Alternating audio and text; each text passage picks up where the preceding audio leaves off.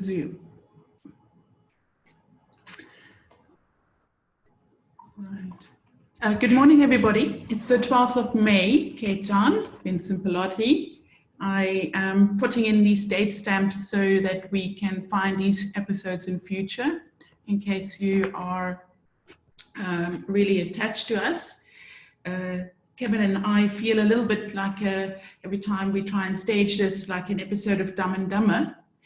We tried to live stream this episode today and we didn't manage, but hopefully in the coming days we will get through this snag and also be able to stream it to a broader audience. First up, we have the fabulous Kevin, who's coming on again to share his screen and give us a situational update. Everybody can relax today. Nobody will be muted too quickly, except for the children, as usual, in the background. And as usual, I will be admitting patients into this chat room. I realized in the past talks I've been saying I'm admitting people. Just to have pity for me, I am multitasking as I'm speaking, so I do sound a little bit slow, more slow than usual. Kevin, it's your show. Take over. Great, thank you very much, Helen, and good morning, everybody. 12th of May with our next coronavirus update. So I'm going to just discuss a couple of things this morning. The first being our current national and then local Life BPH situational report. I'm not going to talk much about testing because we have Josh on the call today who's going to discuss some of the inter-hospital transfer testing, which I think is of great relevance to us. Okay, so looking globally, we continue obviously to make history, and we've now crossed 4,150,000 cases actually, and we're approaching 300,000 global deaths. If you have a look at the yellow graph on the bottom right corner, you can see the ongoing rise in that line, and the slope of infections is remaining quite static. So even though we are seeing some countries declining after the peak of their epidemic and starting to think about loosening up their lockdown regulations, as a global whole, numbers of cases are still increasing with no let up at all. Looking at South Africa, we've crossed the 10,000 case barrier. This is data from yesterday afternoon. Yesterday we had another 600 odd cases. Again, one of the biggest jumps that we've seen since we started tracking this epidemic. Really importantly though, although deaths are increasing, we're also seeing a large number of recovered patients, which I guess is exactly what you expect in an epidemic where 80% of people are going to get well. The total cases in blue shown on a linear scale here. We don't quite yet have a logarithmic rise, but we are starting to trend in that direction. This is a graph of the daily number of new cases that we're seeing, and we're consistently seeing now 500-600 cases a day, the majority of which are focused in our metro hotspots, but cluster outbreaks also occurring in other cities and other provinces. Now, the death rate, as is expected, continues to rise. It always will, and it will just simply track the total number of cases with a lag of around 2 weeks, and that is very well represented in this data. This comes off the NICD website and just helps us to have a look at the provincial breakdown of statistics. And clearly, again, the Western Cape is leading the pack, followed by Gauteng. And those two provinces together account for more than 80% of cases that we're currently seeing in South Africa. So if we think of how we move forward and what the Department of Health and government might do regarding lockdown and restrictions, certainly things are going to remain tight in the Western Cape and Gauteng, where these epicenters seem to be. Okay, so what about testing?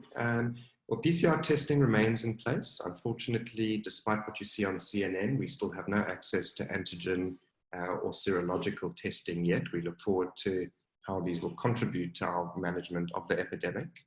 The different labs continue to increase capacity and get swamped at various time points.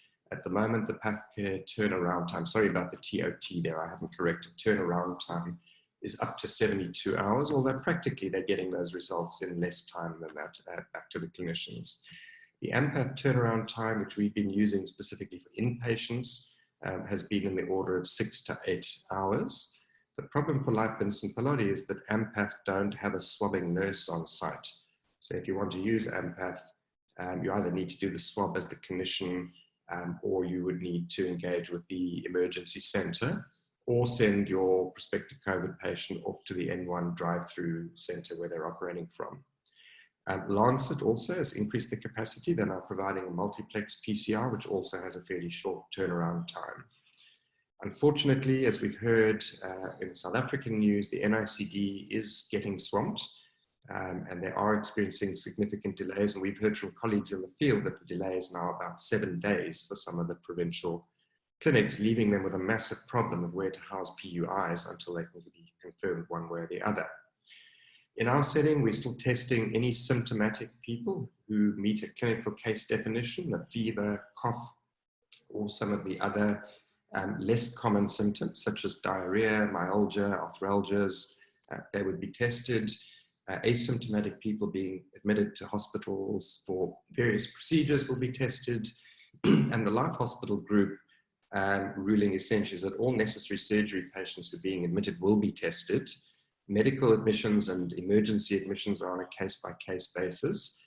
And obstetrics is still really in flux because there has been some local guidance now suggesting that women should be tested at 37 to 38 weeks and then isolate until their delivery time. Now, that sounds wonderful, but I don't know how you isolate if you have a house full of kids and you're pregnant and just trying to get through current stressful circumstances. That may not be feasible. And then I'm not going to discuss it, but I think an important thing to bring up today is the issues and the procedures we've put in place to make inter-hospital transfers safe. And Josh will discuss that a little later. Okay, so what's happening at our institution? As of yesterday afternoon, we had 6 confirmed positives in the hospital. 3 are in ICU, 2 are intubated, 1 doing better than the other. And we have 1 patient on non-invasive high-flow ventilation. And he's done very well, although still requiring an FiO2 of about 75%. We have 3 general confirmed patients in the general COVID ward, one of whom is a minor, a child of age 11, and both mum and child there are doing very well. Now, interestingly, as of yesterday afternoon, we had no PUIs in Poplar. Unfortunately, that doesn't mean cases are slowing down. It means that we're efficiently using AMPATH with a short turnaround time and therefore haven't had patients sitting around waiting for results. Luckily, to date, we've still only had 1 death, and this was in a ventilated patient who had significant comorbidities and extensive metastatic carcinoma. Looking at the 2 ventilated patients currently in our ICU, we're starting to see what our comorbidities look like. The first patient is 57 years of age and is hypertensive, diabetic, has a raised cholesterol, and is obese. And the second patient, sorry, I haven't recorded the age, has a similar metabolic syndrome and a large BMI. And certainly our impression in the wards is this seems to be a phenotype that we will see who are likely to land up with more severe disease. Now, once again, I had a look at the AMPATH screening figures to date. We started using that lab in earnest from the 30th of April. And to date, they've screened 68 people, of whom 14 have tested positive, giving us a screening rate through that lab of around 20%. Now, just to be clear, there's a lot of ascertainment bias in that sample. We're screening only people, it's directed screening essentially of symptomatic people through an EC by a specific lab. So we can't generalize that figure to our community in any way. But this is the figure that or the yield that we achieve through our current screening system at our institution. Thank you. And with that, I'm going to hand the proceedings back to Helen.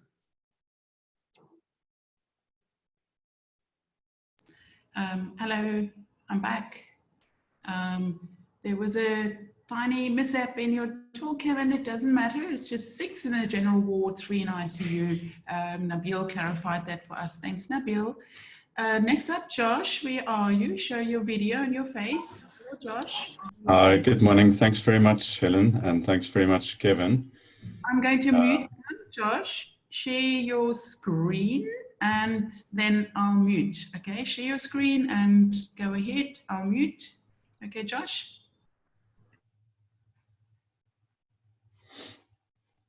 Sorry, for all of you who don't know Josh, Josh Gibson is an emergency medicine specialist, and Ibrahim are running our outbreak response at Pelosi, and they're doing a wonderful job so far.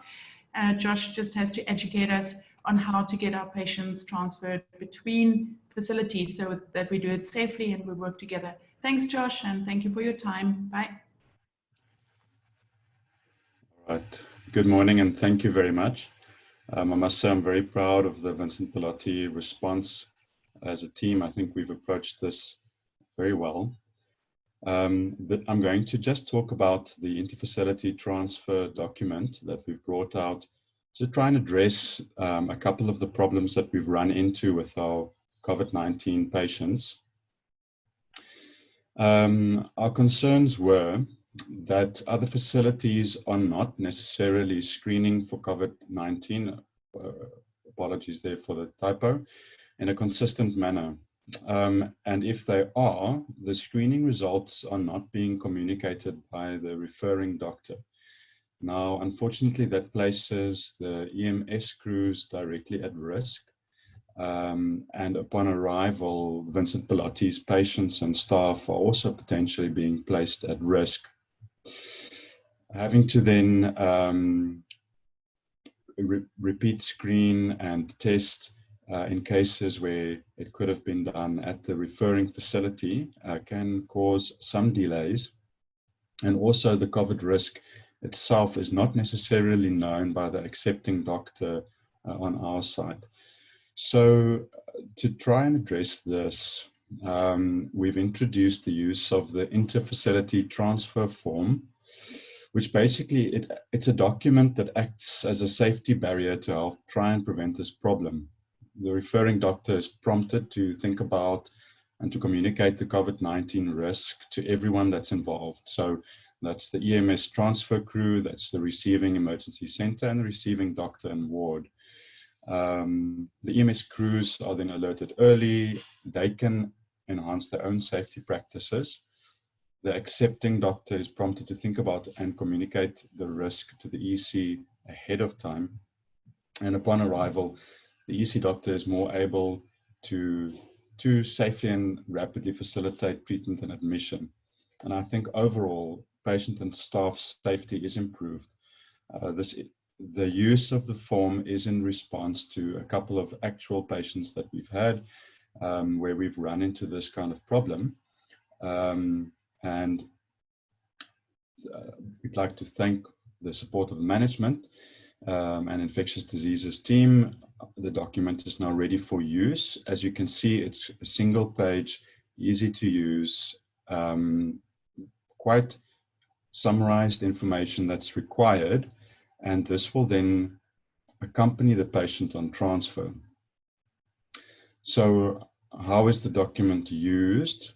It's for distribution to all of our specialists, to the secretarial staff, to the bed managers.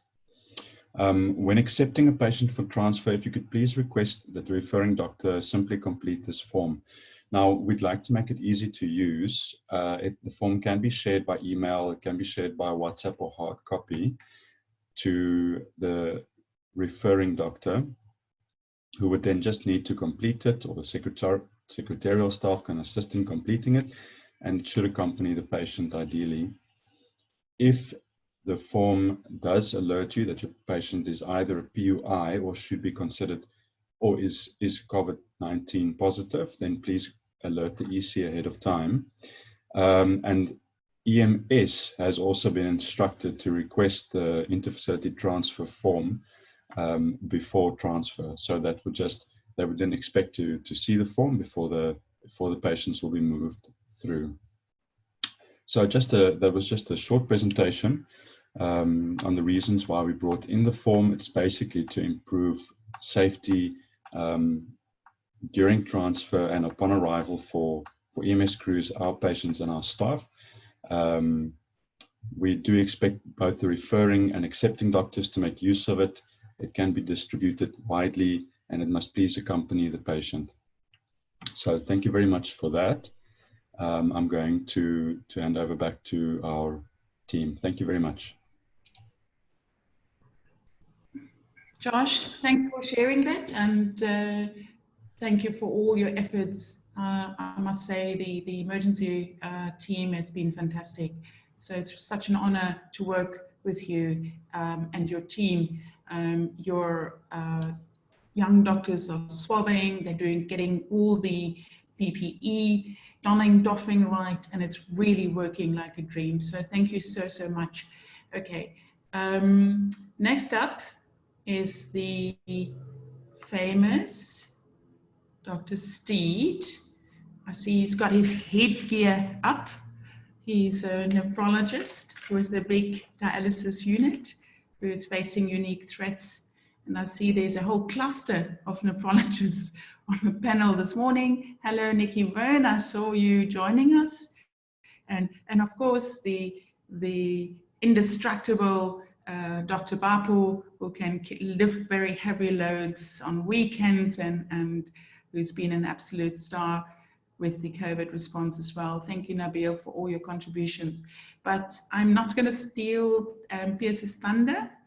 Pierce, it's all yours. Your video is on. You do know how to share a screen by now. Please go ahead. There we go. I'm going to mute.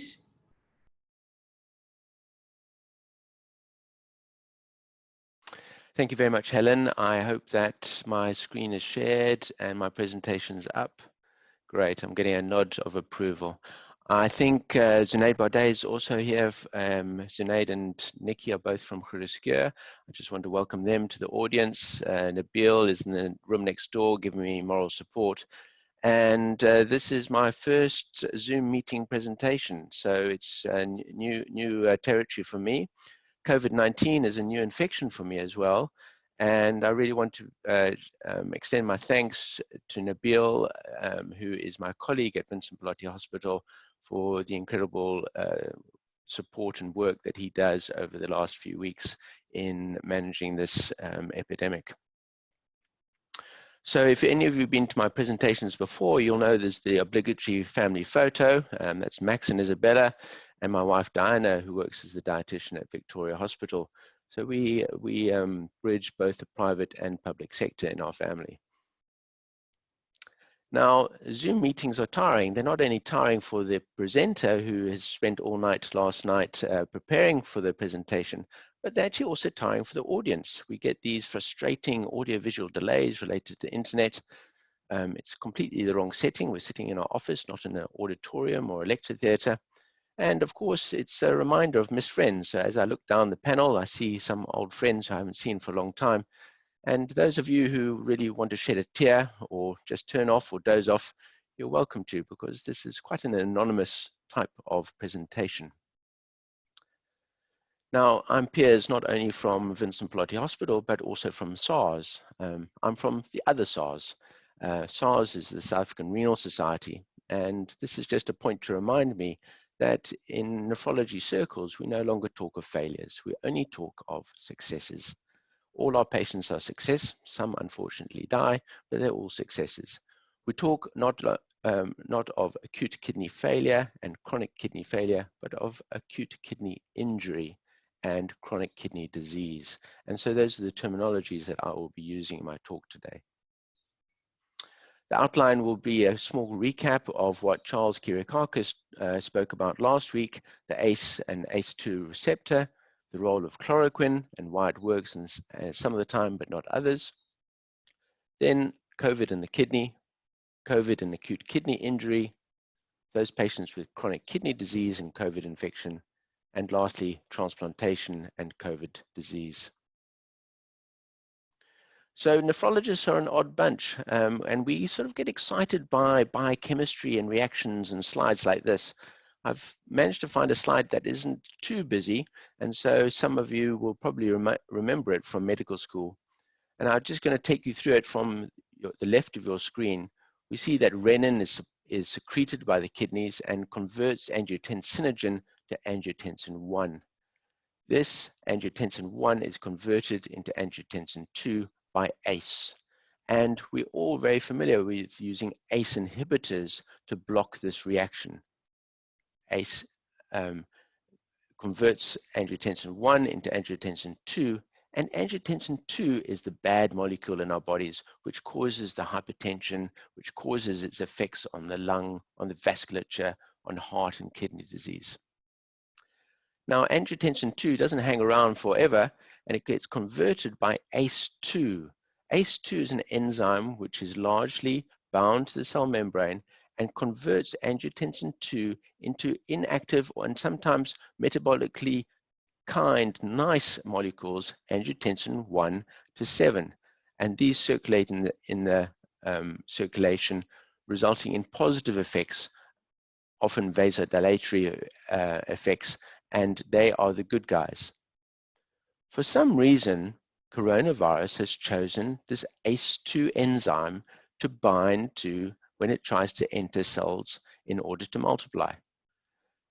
Most of the ACE2 is bound to cell membranes, but some ACE2 is also free and circulating in the plasma. The more free circulating ACE2 that you have in the plasma, the less less virus is bound to cells, and therefore the virus can't enter the cells. So the free serum ACE2 almost acts as an inactivator of the virus. This is possibly one of the benefits of chloroquine, in that chloroquine blocks the effect of the virus binding to ACE2 and that viral bound particle being endocytosed and encapsulated into the cell. When the virus is in the cell, it can then multiply and cause its harm. So early on in disease, when one is initially infected, chloroquine may have some benefit in preventing the encapsulation and endocytosis of these viral particles, and therefore preventing the multiplication of virus. However, chloroquine unfortunately also stops the cleaning function of our cells. Chloroquine stops this process called autophagocytosis, and autophagocytosis is a process where the cell manages to do its own housekeeping.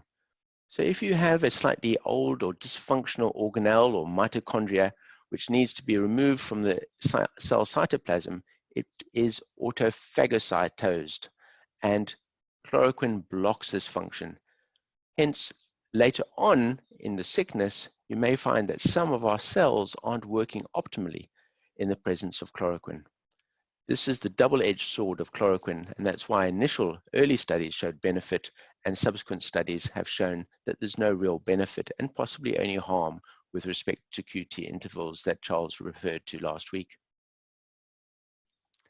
Now, ACE2, this membrane-bound receptor enzyme, is an unusual receptor to choose if you're a respiratory virus. If you're trying to get into your body through the respiratory system, you would think that you would choose a receptor which was rich in the lungs. ACE2 is very rich in kidney tissue, and the alveolar cells have very few ACE2 enzymes on their alveolar membranes. However, despite that, coronavirus still manages to enter the body. We can see, however, from the first autopsy study done in China of 26 patients who died of respiratory illness, that when we look at the pink slide, which is a histology sample of their kidneys, that there is significant damage in these patients to their kidneys and to kidney tissues. The middle black and white slide is an electron microscopy slide showing viral particles infecting the tubular epithelial cells. Much easier for me, because I'm not a histopathologist, is the immunofluorescence on the right-hand side of your screen, where you can see the bright yellow dots representing viral inclusions within the tubular epithelial cells. And this is confirmatory evidence of viral infection in the kidney. So if I just take you clockwise, starting at 11 o'clock on this slide, around this slide, anti-clockwise, we look at COVID infection and acute kidney injury. Now, COVID infection throughout the world is quite new, and so studies looking at acute kidney injury and COVID infection are quite varied. And the incidence of acute kidney injury is up to 30% in some studies. Obviously, this is much more common in the ICU setting as opposed to the ward setting, and at least 8 to 10% will have some evidence of acute kidney injury, often needing dialysis support. If we go to the top right-hand block, we see that those patients in dialysis, up to 17% of them will need some form of dialysis therapy. Often we aim for continuous renal replacement therapy, which is the CRRT. But if we look a little bit more closely, we'll find that the vast majority of patients will have some form of urinary abnormality suggesting underlying renal disease or dysfunction. The problem with many of these studies is that a lot of these patients have comorbidities. 40% of them will have cardiovascular disease, almost 50% will have some form of chronic kidney disease. Diabetes and hypertension make up for a lot of the comorbidities of these patients in hospital. So we've seen over the last few months that the development of acute kidney injury is an independent risk factor for in-hospital mortality. It increases your risk of dying by about 25%. This is not only related to direct cellular injury, as we've seen on that post-mortem study, but also secondary to the sepsis, which leads to cytokine storm syndrome that we see in other scenarios of septic shock. We've seen that the COVID-19 infection is isolated from urine samples, but also from renal histopathology samples. And unfortunately, at this stage, the treatment is generally supportive. Remdesivir has shown some promise, but it's certainly no wonder drug in terms of preventing further viral replication. There may be some improvement in shortened return of improvement in fever. And so we've, as nephrologists, also looked at this cytokine storm. Is there anything that we can do to try and treat this? Well, again, there have been some case reports and a few studies which have looked at this drug which we've used previously for rheumatoid arthritis called Actemra. Actemra is an IL-6 inhibitor, and IL-6 is one of the cytokines involved in this cytokine storm. And there have been some promising results showing improvement in metabolic and IL-6 levels in patients in ICU with the use of this drug. For some years, however, we've also been using a filter on our dialysis machines. This CytoSorbs filter actually absorbs all these toxic cytokines and removes them from the system. It's been used in ICUs during previous sepsis syndromes and has shown very good removal of these cytokines. However, unfortunately, the studies so far have been quite disappointing in that there has not been a significant improvement in outcomes of critically sick patients. Again, it's been tried in this COVID-19 pandemic, and again, the results have been quite patchy. Some patients doing extremely well, with others showing no real benefit. These filters are not inexpensive. They're 25,000 Rand a filter. They need to be replaced on a daily basis until the patient gets better. And so at this stage, we should still consider them as experimental therapy.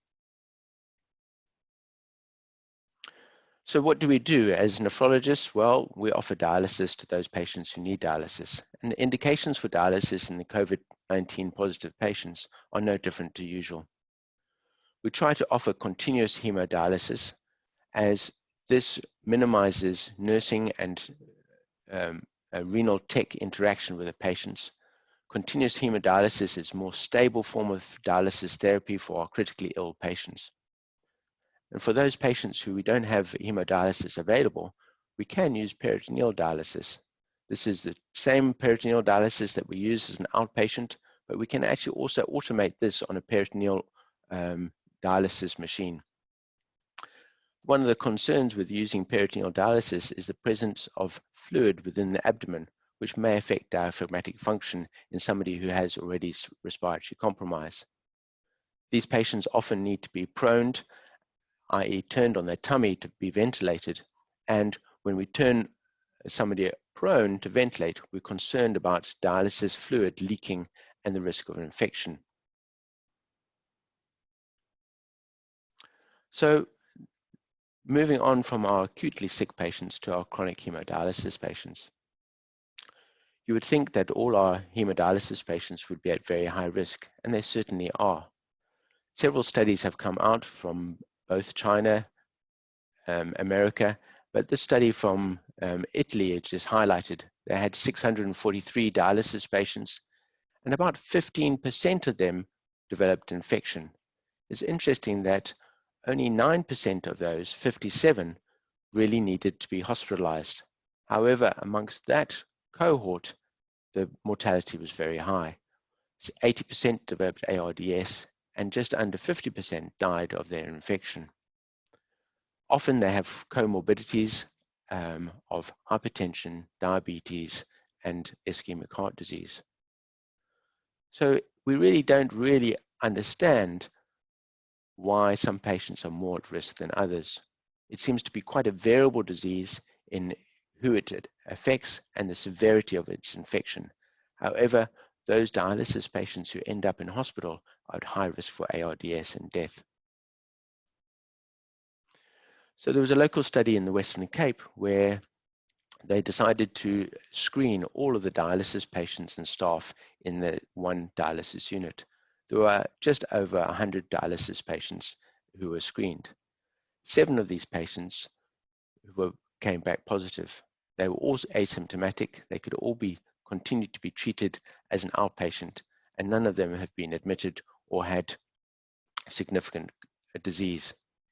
It does, however, highlight just how difficult it is to detect this illness in our dialysis units and our dialysis patients. And it's really just a question of when our dialysis unit is going to be affected, not if it is going to be affected. Despite all the infection control measures that we've put in place, all our patients wear masks, our patients get screened at the door, their temperature gets taken, they hand wash. We had our first patient present with COVID-19 infection yesterday. I was trying to prepare this presentation and deal with our first outbreak at Vincent Pallotti. She said she was completely well, but she had a one-day history of some nausea and fatigue. Unfortunately, every single one of my patients on the day before their dialysis is short of breath and they cough. So that's not a very useful sign. She had a temperature of 37.1 degrees at the end of dialysis. However, I was in the dialysis unit and she just didn't quite look herself.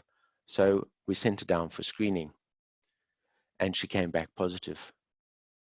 We then have to put in place all the infection control measures. We've cleared out the unit. We've shifted dialysis patients around and we're now fogging the whole unit and testing all the other patients on her dialysis shift. Thankfully, she's recuperating at home and we will continue to dialyze her separately until she's recovered and she is swab negative. So can we go one better than our hemodialysis patients? Well, possibly we can. How about our immunosuppressed transplant patients? We've had our first immunosuppressed transplant patient at Vincent Pallotti as well. He's a 58-year-old man who's diabetic and hypertensive. He had his transplant in 2016 and he's cared for by one of my good colleagues at one of the other facilities. He is a school principal, but he's been in lockdown over the last 6 weeks, as any of you with children will know. He presented to Vincent Pallotti Hospital with a short illness of being unwell for 4 days. He had a cough, he had a niggling fever, he was feeling fatigued, and he had some nausea, but no specific diarrhea. His sense of smell and taste was still intact. And although he was a little short of breath, he didn't have any other specific respiratory symptoms. We have an extensive protocol, which I'm going to just flash up there, not for you to really look at, but just to show that we've done a lot of hard work in trying to determine how to manage these patients. In essence, however, I've summarized that very busy slide into a couple of simple points. Our transplant treatment protocol is really, if the patient isn't so sick, we just stop one of the anti-transplant rejection drugs, the anti-metabolite, which is either azathioprine or Cellcept, and we continue the other transplant medications. But if they're really sick and they need to be admitted to hospital, then we tend to stop all of the anti-rejection medications and add in extra steroids to try and prevent rejection. In those patients who've had a recent transplant or a history of previous transplant graft rejection, we would consider restarting tacrolimus at low levels, monitoring the blood levels of tacrolimus carefully. So coming back to Mr. AH, he presented to the emergency unit. We had a very rapid turnaround time with a nasal swab, and this came back negative. His creatinine was, however, a little bit worse. The D-dimer was positive, the CRP was elevated, the PCT was negative, and all his other tests for other causes of respiratory illness were also negative. He was admitted to the ward as a person under investigation, and this was his chest X-ray. To most of you, you'll be able to see that this shows a mobile erect chest X-ray with bilateral patchy infiltrates. And as we can recall from our talk by Anthony Levy, this is fairly typical of COVID infection, however, not exclusive to COVID infection. Our repeat swab, however, was positive. And I'm glad to say he stayed in hospital for 5 days and day on day progressively got better. It's quite interesting that despite that very alarming chest X-ray, he was able to sit quite comfortably on room air with saturations of more than 90%. He mobilized well, he had a slight dry cough, but really was unperturbed by his whole respiratory illness. He's gone to self-isolate for a further 2 weeks until he's swabbed negative at home. So, in summary of my presentation today, I just want to emphasize that not only is the kidney the most important organ in your whole body, but it's also the center of ACE2 receptor. Previously healthy patients who suffer acute kidney injury as a result of this COVID infection tend to do worse. Chronic kidney dialysis patients who get infected tend to do worse. And transplant patients who get infected tend to do worse. So in conclusion, you don't really have to wonder why Nabil Bapu has lost all his hair and why I am going grey. Thank you very much. Thank you, Piers. That was very good oversight and very insightful. The first question comes from Hussein. And Hussein, can you please unmute yourself? Hussein? Helen. Hello. Just ask Piers the question. Piers, thanks for a really great talk, and we really appreciate all you and Nabil are doing at Palati in terms of the renal service. And it's really awesome having Nabil working alongside us in ICU. I just had a quick question. So we've noticed in the critically ill that they tend to have a mild degree of hypertension, a bit of alkalosis or alkalemia, and sometimes the potassiums are a little bit low. And we just wondered whether that might just be the effect of the virus binding or occupying the ACE2 receptor, and maybe an overdrive of angiotensin II. And maybe that stimulates inflammation, a bit of hypertension via the aldosterone system. And whether we could make a case for maybe starting a bit of spironolactone in those patients, maybe an ARB, maybe valsartan for that matter. Just interesting to hear your thoughts.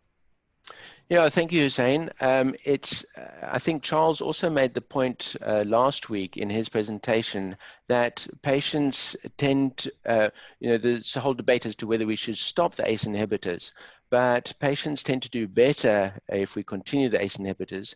And there has even been postulation of initiating ARBs or ACE inhibitors in these patients.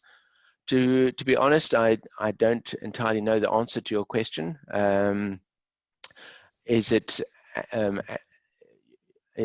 activation of the ACE2 receptor? Is it inactivation of the normal pathway? Is it just a respiratory alkalosis, often with the respiratory illness and the tachypnea? All of those probably contribute towards some of those mild metabolic abnormalities that we see in these patients. Cool. Thank you. Thanks, Hussein. Nikki Byrne and Zunaid Bade, can you show your cameras, please? Unfortunately, I'm ambushing you. Hello, Nikki. You look absolutely stunning with your mask. I'm with Zunaid, so we've got masks on. So he's in my office because he couldn't get on. Oh, I'm sorry. Just to again, we try to live stream this and reach a bigger audience. But as I said, Kevin and I like a combination of dumb and dumber. We were unable to get it right, but it is recorded this time around. And we will be able to share this hopefully one day, hopefully before the outbreak is over. Nikki, I don't know if you and Piers had prepared something, but we have a little bit of time. And Zunaid as well. Sorry, when I speak to Nikki and Zunaid, I speak to both of you. Do you want to share your experiences briefly with us, or are you allowed to? And it would be lovely. Thank you. So we've had, we've only got the worst of the worst that have been admitted to ICU. At the moment, although there looks like there's one that's going to maybe survive, all of our intubated patients at critical care at the moment haven't survived. Although I think there's one that's going to turn the corner. The three that we have dialyzed, and we've done continuous hemodiafiltration reasonably successfully, actually, on all three patients. What actually was the terminal event was a respiratory event in all patients. We haven't been called for much acute kidney injury in the patients that have been admitted to the ward. So it does seem to us to be more of a sicker patient cohort that are getting acute kidney injury. We, unfortunately as well, Piers, had our first patient on Friday in our chronic dialysis unit, and I screened and swabbed that whole place, and luckily for us, everybody came back negative, including the staff members. So that was a really, we've been very vigilant as well. So we've been quite lucky, haven't got any more in our unit. It frightens me that when we do get that. And I think the only other thing I could say is that I've had conversations with people in the big outbreaks in the UK, and the other thing that they've been seeing is actually quite a lot of what they feel is like a nephrogenic diabetes insipidus. So high sodiums, I must say that's not what we've seen, but that's what they've seen in some of their patients.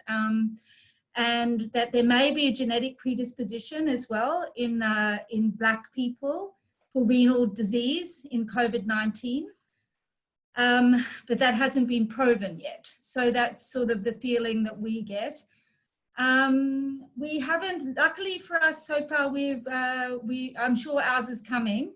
So maybe, we've got a lot more admissions for COVID-19 at critical care now. I think we've opened up our 3rd or 4th ward. So we've got a lot of admissions. We're only managing them at critical care with high flow oxygen. We're trying not to ventilate them. And that's pretty much how we're managing things. I don't know whether Zunaid wants to contribute. Maybe just to say for UPS specifically, at the UCT unit, which is a very small 6-bedded unit, the chronic hemodialysis unit, we've had an outbreak on one of the shifts. It looks like probably at least 4 out of the 5 patients on that shift are going to turn out to be positive. So it does, even though we've taken all the standard precautions, it can spread even amongst the patients that are on chronic hemodialysis. So difficult to know exactly what the correct thing to do in terms of screening for for that is, but it's going to be a problem, I think, even if you do take precautions. Thank you, Zunaid. But I think it can spread quite easily. Yeah, thank you, Zunaid. I think what we've learned is that our chronic hemodialysis patients, and I think it's very important for all the general practitioners listening in, that some of you will have chronic dialysis patients as patients of yours, that they have very few symptoms. I was really shocked by just how well my patient is, and she has peripheral vascular disease, she has hypertension, she has impaired glucose tolerance, so she has a lot of risk factors, and she looks really well. And it took a lot of convincing for me to actually get her tested. And yesterday, Kevin, you'll be glad to hear that PathCare now have a gene expert. We managed to get the result within 6 hours. And this morning, the rest of the shift is going to be tested through that process with PathCare. And so hopefully by tomorrow, when they're due back for dialysis, we'll have some results and know whether they are safe to return to the unit. So it's a real take home for me and for all the general practitioners out there who look after patients on dialysis, that they really have very few symptoms. This high fever that we expect, the cough, it just isn't there. Kathleen had a quick question. I think at the moment our whole E26, so our whole infectious disease ICU is full, and I think there's 6 beds there if I remember correctly. So it's full. I've heard on the grapevine that they're thinking about opening up another ICU. So that's where we are at Riddersgear. I think the other big thing is we've also had a little outbreak of staff, and where we saw that happen was actually in transport in cars with people coming together, as well as in tea rooms. So we banned tea rooms, and we've just made people very aware of when they travel in cars. So they're the two little areas that we've been knuckled down with. We've tried to close some gaps. Wonderful. Thank you, Nikki. Thank you. And it's so nice to see you and Zunaid again. And thank you for sharing your experiences. And it's just so invigorating to see the collaboration across all platforms. And thank you for being here today and sharing your time and expertise. So that's it from my side. Kevin, do you still have a question? Yeah, Piers, just a couple of things that strike me in the practical management of these patients. Those that are sick enough to need admission. There's differing advice over what we should be doing about fluid management. The initial thinking was that we should be running these patients quite dry because of concerns of cardiomyopathies from direct myocardial invasion and fluid overload. But I've had a concern that we may be running them too dry and contributing to acute kidney injury. So I just wondered what you thought about that. And I'm actually going to ask you 3 questions. So the first thing is about fluid management. The second thing is just for patients who've had transplants who are on immunosuppressives. Have you thought about, is there any value in trying to adjust their immunosuppressive doses, or perhaps prefer one immunosuppressive over another, in thinking about which ones would cause more risk for viral infections versus bacterial ones? I don't know what's been written about that. And then the third question is based on a communication I've had from a colleague working in a renal unit in New York. They dialyzed 600 people in their cohort, and they've experienced about a 20% COVID positivity in that cohort throughout the last 8 weeks. And I'm just wondering at what sort of capacity you're planning, and do you have space to dialyze a 20% cohort of people needing dialysis? Thank you. Thanks, Kevin. Perhaps let's just take the last question first in terms of capacity. We, as a renal society, have been sharing guidelines and sharing experiences throughout the world, where we've tried to, if the numbers get to such an extent, we will try and cohort those positive patients. So all our patients are aware, and they get informed every week that they may be changing their shift. Dialysis patients get very attached to the shift which they come to hospital, but we've actually had to educate them and support them through this process to say, you're not coming on a Wednesday, you're coming on a Tuesday afternoon because you're positive and the 3 other patients in our unit. So we can actually split our unit in half. So we can have a COVID half and a non-COVID half. And if we just have 1 or 2 patients, then we can dialyze them in hospital. So we have to think of all these management plans, how you access the unit. So we've got 2 entrances to the unit, a COVID entrance and a non-COVID entrance. So it takes a huge amount of logistical working out. So of course, we put plans in place, and there's nothing like real life experience to mess up all those plans. But so far, thankfully, we had the quick turnaround time for our test result yesterday. We managed to condense dialysis shifts because we do overnight dialysis as well. So last night we were here dialyzing patients a little bit for shorter shifts, and we were finished by 2 o'clock this morning. We've now fogged the whole dialysis unit, and we'll be ready to start dialysis again at 12 o'clock today.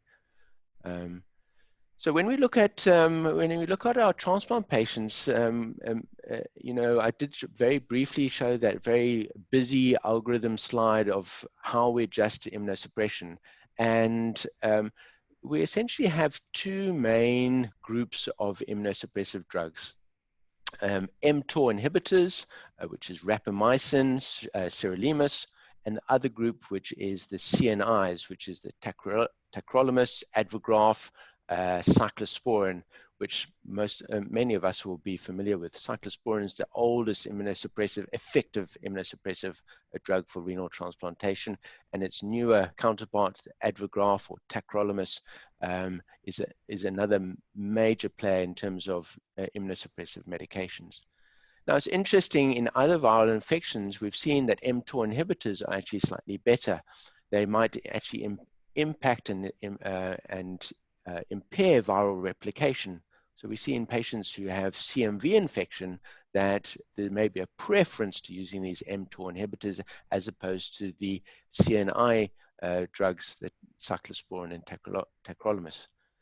Often, however, these patients present acutely. This is not a grumbling, ongoing infection like CMV can be. CMV infection can stay with a transplant patient for months. This is an infection that you get and you either die from or hopefully you recover from. And so what we tend to do is we just stop the major immunosuppressive drug in those patients who are really sick. In those patients who aren't sick, then we will just minimize the dose. And then the other mainstay of our treatment, which is the anti-metabolite, the azathioprine or the Cellcept, we can stop that for a period of 2 weeks altogether whilst the patient recovers. And so it is a little bit of a juggling act. We will obviously get more experience as we go along as to just how to juggle those balls, but we do have to juggle depending on the presentation. And then your last question on fluid management, well, anybody who's worked in a hospital or especially in the ICU knows just how difficult fluid management is. I have Hussein Kulfi all the time telling me, keep the lungs dry, keep them dry, dialyze harder, take off more fluid. And I am, on the other hand, trying to perfuse those kidneys and get them, prevent tubular injury. We know that this is a virus which can directly affect tubular dysfunction and tubular injury, and perhaps that's where Nikki's experience from the UK comes in terms of diabetes insipidus. We have this tubular dysfunction, and so fluid balance is really challenging. And that's, of course, why I don't do it in these COVID patients. I send all that work to Nabil because he's up to the challenge. So I suspect that both Nabil and I will be thick in COVID territory in a week or two's time. But for the moment, Nabil is doing the ICU COVID patients. I'm sitting with the non-COVID patients at the moment. Yeah. Or so you think. Also, I think, exactly. Until yesterday. Yeah. Yeah. Yes. So I think this notion of COVID and non-COVID, I think, should start fading away. Because we also see in long-term care facilities, mildly symptomatic, there are outbreaks described with mildly symptomatic patients, and screening will become mandatory in some of the long-term care facilities. Yours is a facility where there's close contact with patients, so transfer or cross-infection will very likely occur, and it may not all be as manifest in fever and dramatic symptoms as we expect. that's it for today. We are right on time. We started, radiology was not insulted today, so that's a positive. And I would like to alert the audience that on Friday we have another Zoom meeting. So we shift the timing from Tuesday to Friday, so that there's a bit of time in between to prepare these meetings. PS obviously takes time on a PS day to do the presentation. Kevin is doing the presentations, and it takes a little bit of effort to arrange all this. So Friday it's Hussein. Hussein will share his critical care cases and discuss the topic of anticoagulation with a guest speaker. That's Catherine Antel. She's a hematologist, clinical hematologist based at Constantiaberg, and she's been looking out and reading the appropriate literature in preparation of this talk. And again, as soon as I'm getting a lot of questions where they can access the previous talks. I'm just trying to get my head around the IT challenges with the Zoom platform and sending it out and streaming it on another platform. We will be able to send you the links shortly, I'm sure. That's it from my side. Kevin, do you have anything to add? No, No? thank you very much to everybody, and we'll see you on Friday. Thank you very much, everyone. Thanks. Good morning and have a great day. Bye. Thanks very much. Bye.